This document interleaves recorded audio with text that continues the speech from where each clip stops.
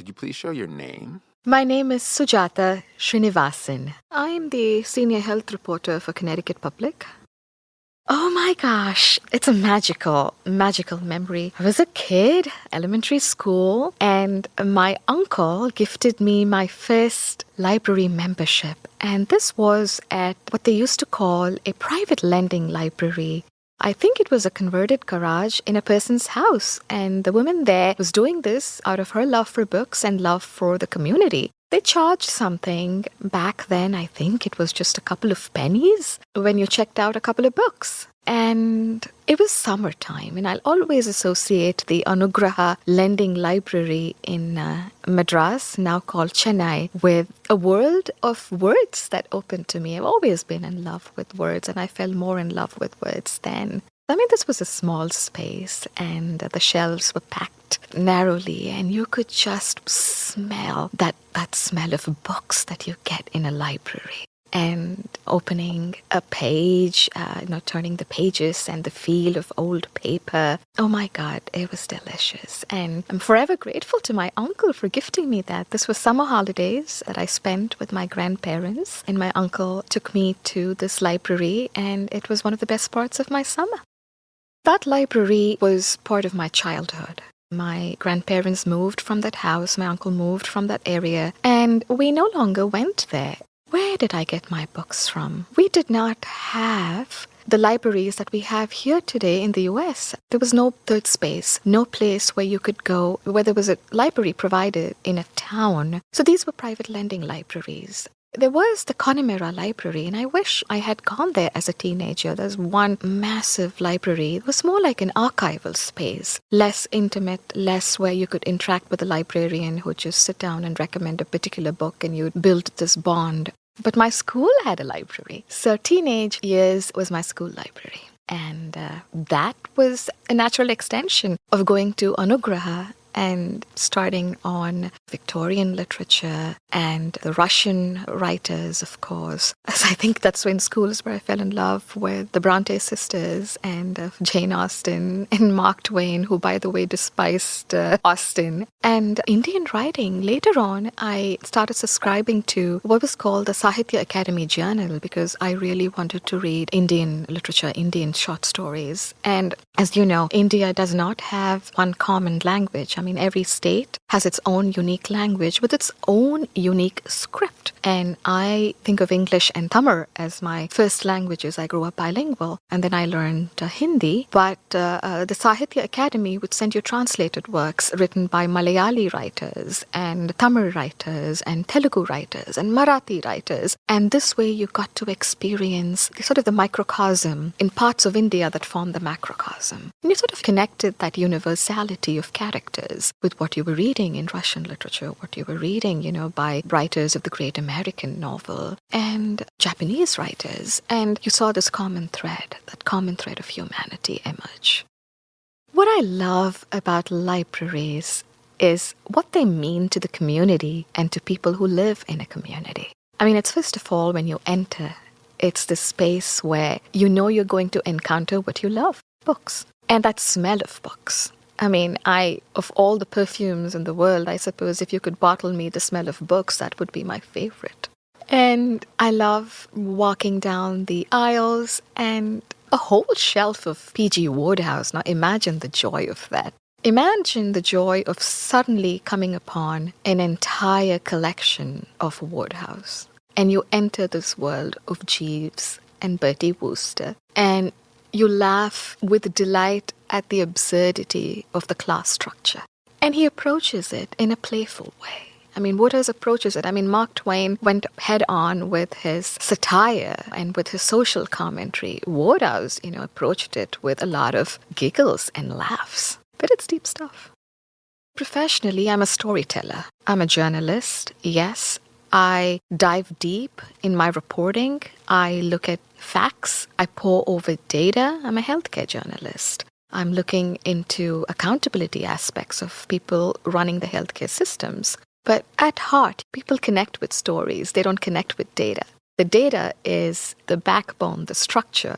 It's what you build upon. It's the narrative heart, the narrative soul. And when I'm out on the field, and I call it boots on the ground reporting, which is what I love most about being a journalist, I'm out in the community, I'm meeting people, I'm telling stories, I'm connecting with them. And through the story of one person, you tell the story of many. And the craft of storytelling is honed by being immersed in words. I quote Twain a lot because he's right here in Connecticut, the difference between the right word and the almost right word. It's the difference between the lightning bug and the lightning.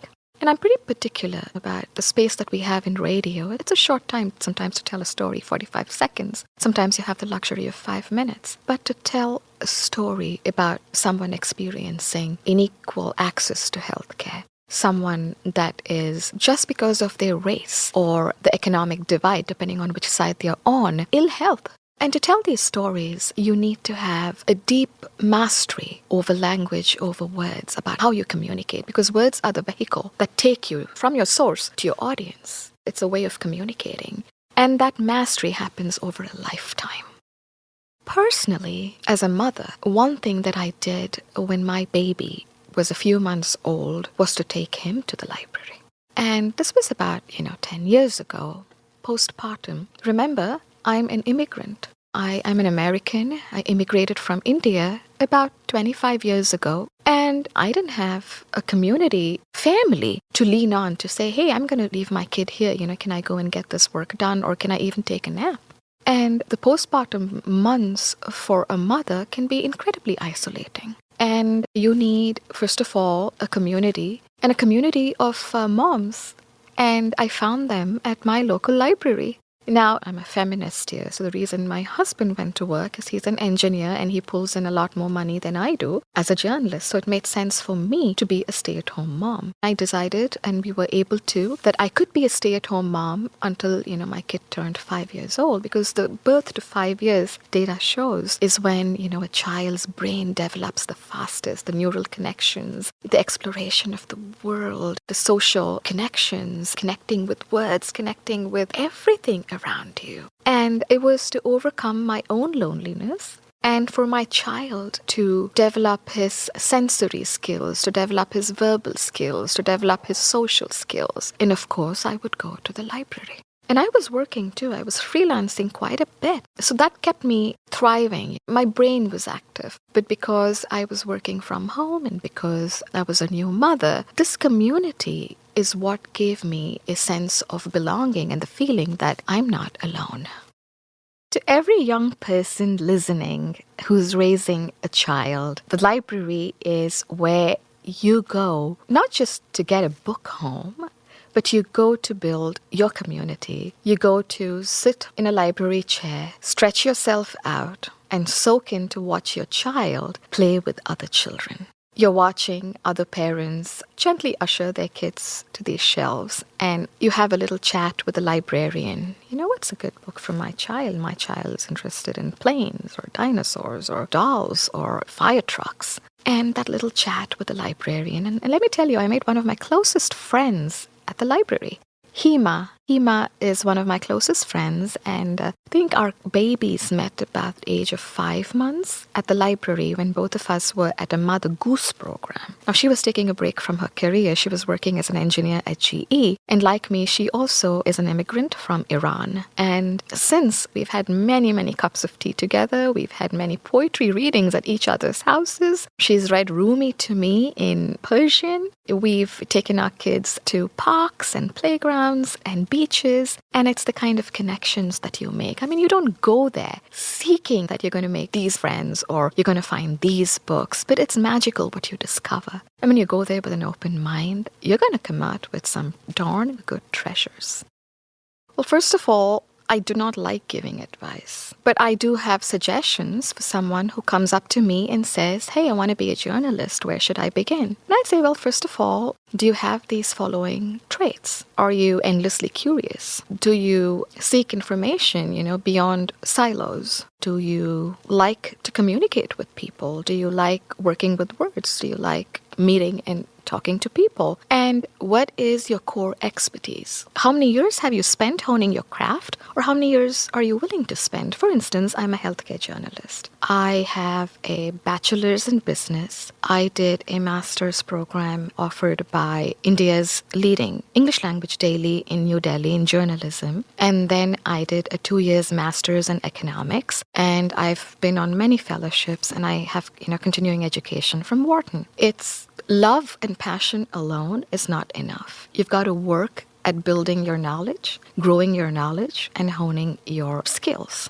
And you might need to work at a few jobs to pay the bills. So when I first came here, my journalism career did not take off. You don't have that steady paycheck that you have with some of the other jobs. Like if you're a doctor, if you're an engineer, if you're a teacher, you do have a steady paycheck. But if you start like I did as a freelance journalist working to build full-time, I worked 3 jobs. And I worked 3 jobs at points where I was putting myself through masters. So you got to be willing to do those things if you really want this. The library, that's where you go to get newspapers. I mean, if you want to be a journalist, you've got to read the New York Times, the Wall Street Journal, read good writing, read media on both sides of the political divide, read the BBC, the Time magazine, the New Yorker. I mean, oh my goodness, the New Yorker. I mean, I spend hours reading magazines and newspapers at the library, and that's something that every journalist starting out should be doing.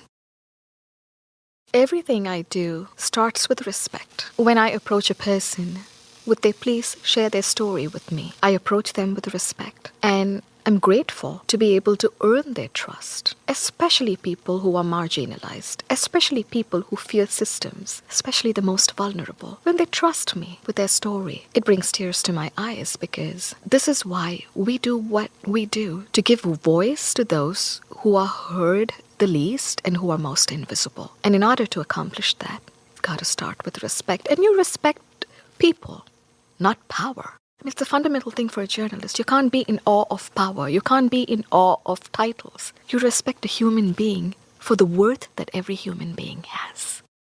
I'm a health journalist. I meet patients who've been suffering for years and who suffer. And if you don't see that, if you don't feel that, if you don't have empathy, I don't think you should be doing what you're doing. You should find something else. It's extraordinary that the Hartford Public Library has been in this community for 250 years. We have this saying that nothing is free, nothing in life is free. The knowledge here is free. Yes, it is subsidized by taxpayers, but guess what? What does it create? What does it support? What does it nurture? If you turn to look at the person next to you, in front of you, your tax dollars go to support the growth of individuals in your community. What better legacy than that? Thank you for listening to 250 Stories, a production of HPL Studios at Hartford Public Library. This episode was written and produced by Christopher T. Brown, sound by Sam Sigmund, edited by Faith Lucas, produced by Lucy Nalpathanchel, and with photography and graphic design support from Hartford Public Library's communications team and the Hartford History Center. For more information on this project, visit www.hplstudios.hplct.org. New episodes release every Tuesday, so subscribe to stay tuned.